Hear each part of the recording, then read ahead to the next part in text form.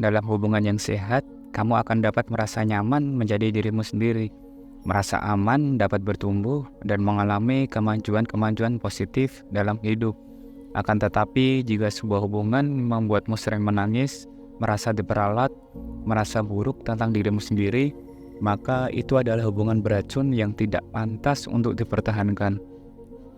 Tapi jangan salah, sebuah hubungan toksik dapat berkedok sehat, dan hal itu disebut dengan kodependensi, atau dengan kata lain, saling ketergantungan. Karena ya emang orang-orang yang terjebak dalam hubungan toksik itu nggak sadar kalau hubungannya udah nggak sehat, sampai akhirnya ngerasa nggak nyaman dan capek sendiri.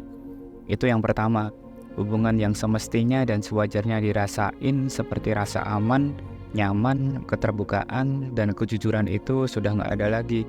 Mungkin awalnya ada sih, tapi kok lama-lama rasanya serba salah ya. Kayaknya gue berhak diperlakukan lebih dari ini deh. Jadi sebenarnya ini layak diperjuangkan gak ya? Dan masih banyak pertanyaan lainnya. Dan yang kedua, karena rasa gak nyaman itulah yang bikin gak pede jadi diri sendiri waktu di depan pasangan. Muncul rasa terpaksa atau takut saat lagi berdua, dan udah gak asik lagi saat waktu awal ketemu. Kita jadi gak bebas berekspresi, bercerita, apalagi bersikap terbuka sama pasangan. Komunikasi jadi lebih jarang karena cenderung menghindari obrolan yang serius dan selalu beralasan kalau mau ketemu. Ini pun akhirnya berlanjut sampai muncul konflik kecil yang gak diselesaikan dengan benar. Jadi cuma dipendam aja, gak dibicarakan baik-baik untuk menyelesaikannya. Akibatnya masalah-masalah kecil tersebut menumpuk dan jadi masalah yang lebih besar. Selanjutnya, semakin lama sebuah hubungan, maka akan semakin kelihatan sifat asli pasangan kamu. Sehingga ada beberapa hal dari pasangan kamu yang mungkin gak cocok sama prinsip kamu. Terus kamu jadi mikir, kira-kira dia masih bisa berubah gak ya? Ternyata ada penjelasan tentang hubungan yang toksik oleh Dr. Lillian Glass, yaitu Communication and Psychology Expert. Beliau bilang kalau hubungan toksik itu ketika kita berada di sebuah hubungan yang harus terus-menerus bikin kita nggak nyaman, ngerasa lebih banyak perasaan negatif, rasa sedih, dan kesal yang dominan dibandingkan rasa senang, dan dalam hubungan itu rasanya energi kita cukup terkuras. Anyone can relate? Biasanya hubungan yang toksik itu emang sering bikin bingung. Kamu sayang nih sama dia, kamu juga komitmen jangka panjang sama dia, tapi ada aja rintangannya. Mungkin awalnya kamu kira sikap dia masih wajar. Namanya juga manusia, pasti ada kelebihan dan kekurangan. Misalnya nih, dia posesif sama kamu.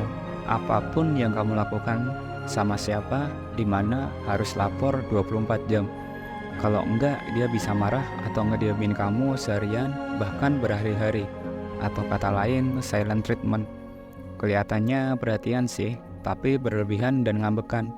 Atau juga bisa dia ngatur-ngatur apa yang kamu pakai, sama siapa kamu bergaul, sampai ngelarang hal-hal yang kamu suka. Pokoknya waktu kamu cuma buat mengutamakan dia, hidup kamu juga dikendalikan sama dia. Gak jarang juga dia merusak mental kamu dengan omongannya dan perilakunya yang menyakiti hati.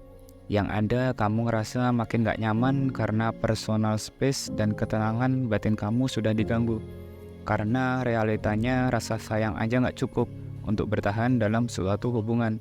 Apalagi kalau hubungan sudah toksik, perlu perspektif yang lebih logis terlepas dari rasa sayang kamu ke dia. Nah, setelah kamu sadar kalau perilaku berkedok rasa sayang ini gak sehat, saatnya kamu pertimbangkan lagi untuk bertahan dalam waktu yang sangat lama sama dia. Kalau nanti kamu menikah sama dia, apa kamu yakin bisa hidup selamanya dengan sikap seperti itu? Dengan kondisi yang sudah terlanjur gak nyaman? Kalau jawabannya iya, sejauh mana kamu bisa mentolerir sikap dan keadaannya? Pastikan hubungan kamu adalah hubungan yang sehat buat kesehatan mental kamu sendiri ya. Karena kan kamu mau hubungan ini bertahan seumur hidup. Coba kamu bayangin kalau kamu bersama orang yang gak tepat, apa gak stres tuh? Setelah itu, akui aja kalau memang hubungan kamu itu toksik.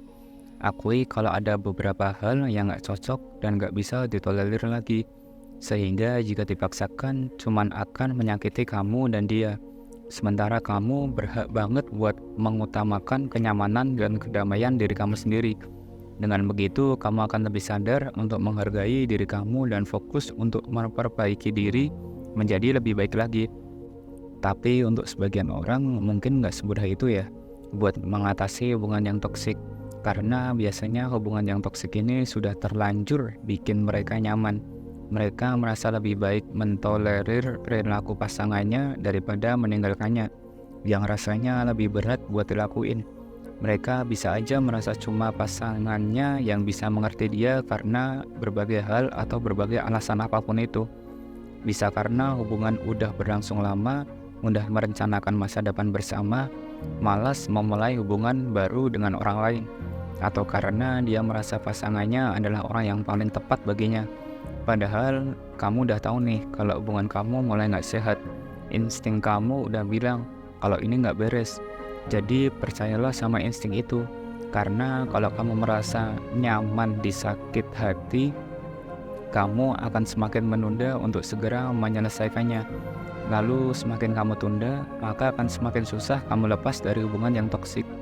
Maka dari itu, kamu butuh keberanian untuk keluar dari lingkaran yang terus-menerus menguras tenaga kamu untuk mengalah, daripada hanya secara terus-menerus menyakiti dirimu sendiri.